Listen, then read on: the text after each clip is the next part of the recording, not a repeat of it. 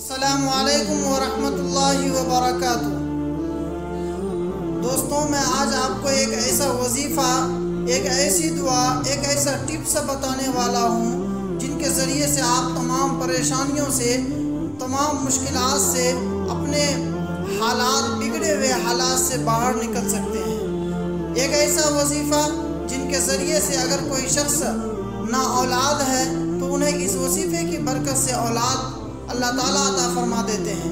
ایک ایسا وظیفہ جن کے گھر میں اگر اچھی حالات نہیں ہیں تو ان کے حالات درست ہو جاتے ہیں۔ جو بیماری سے پریشان ہو چکے ہیں، دوائی کھا کر کے پریشان ہو چکے ہیں، دل کی سکون اور اطمینان انہیں حاصل نہیں ہو رہا تو انہیں چاہیے کہ اس وظیفہ کو ضرور پڑھیں۔ ایک ایسا وظیفہ جن کے ذریعے سے آپ اپنے رزق کا دروازہ کھول سکتے ہیں۔ ایک ایسا وظیفہ جن کے ذریعے سے آپ اپنا تمام کام آسانی سے کروا سکتے ہیں۔ ایک ایسا وظیفہ جن کے ذریعے سے آپ خوشحال زندگی گزار سکتے ہیں۔ ایک ایسا وظیفہ جن کے ذریعے سے آپ اچھے سے اچھے عہدے پر جا سکتے ہیں۔ ایک ایسا وظیفہ جن کے ذریعے سے آپ اپنے تمام پریشانیوں کو ختم کر کے خوشحال زندگی گزار سکتے ہیں۔ ایسا وظیفہ جن کے ذریعے سے آپ اپنی زندگی بدل سکتے ہیں۔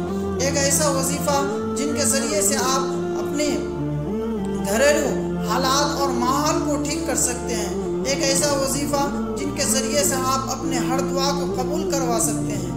ایک ایسا وظیفہ جن کے ذریعے سے اگر بارش نہیں ہو رہی ہے، اس وظیفہ کو کرنے کی برکت سے اللہ تعالیٰ ضرور بارش برسا دے گا۔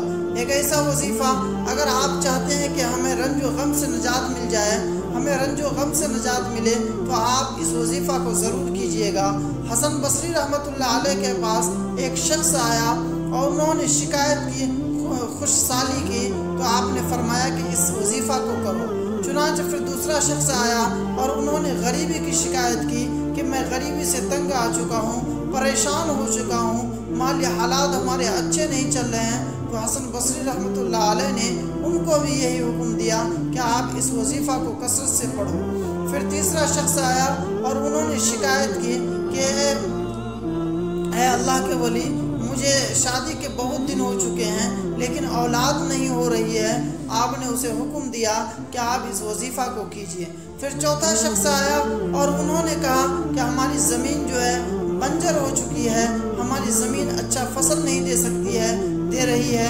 آپ نے حکم دیا کہ آپ اس وظیفہ کو کرو، اور وہ وظیفہ کیا ہے جن کے بہت سارے فوائد ہیں، جن کے ایسے فوائد ہیں کہ آپ جان کر حیران رہ جائیں گے۔ سب سے پہلا فائدہ یہ ہے کہ آپ کے گناہ ختم ہو جائیں گے اور آپ اللہ کا غضب سے بچ جائیں گے۔ دوسرا فائدہ یہ ہے کہ آپ کی عمر بڑھ جائے گی، اور تیسرا فائدہ یہ ہے کہ آپ کی زندگی میں ایسی کہ آپ سوچ بھی نہیں سکتے ہیں۔ چوتھا فائدہ یہ ہے کہ اگر کہیں بارش نہیں ہو رہی ہے، لوگ پریشان ہیں، تو بارش کے لیے بہترین وظیفہ ہے۔ اور وہ وظیفہ کیا ہے جن کے بڑے بڑے فائدے ہیں؟ وہ وظیفہ ہے استغفار۔ اور سب سے چھوٹا استغفار کیا ہے؟ استغفر اللہ، استغفر اللہ۔ اس کو آپ کثرت سے پڑھتے رہیں، انشاءاللہ آپ کی زندگی بھی بدلے گی، آپ کی زندگی میں وہ خوشحالی بھی آئے گی، اور آپ کے زندگی میں سکون بھی آئے گا۔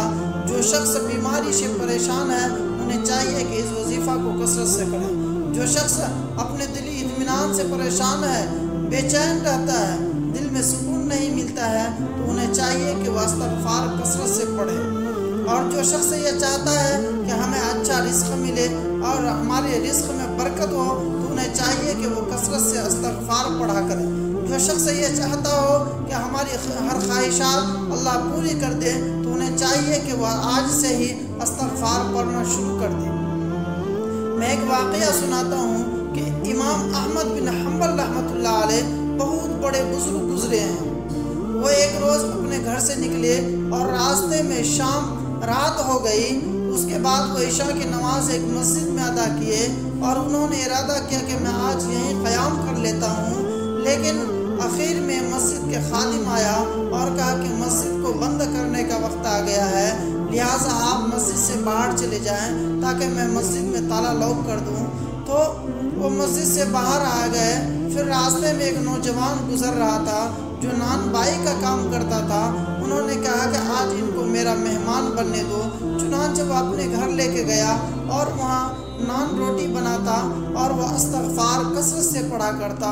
تو امام احمد بن حنبل رحمۃ اللہ علیہ نے ان سے پوچھا کہ آپ یہ بتاؤ، جب سے آپ استغفار پڑھنا شروع کیے ہیں کیا کوئی ایسی خواہشات ہے آپ کی جن کو اللہ نے پوری نہ کی ہو؟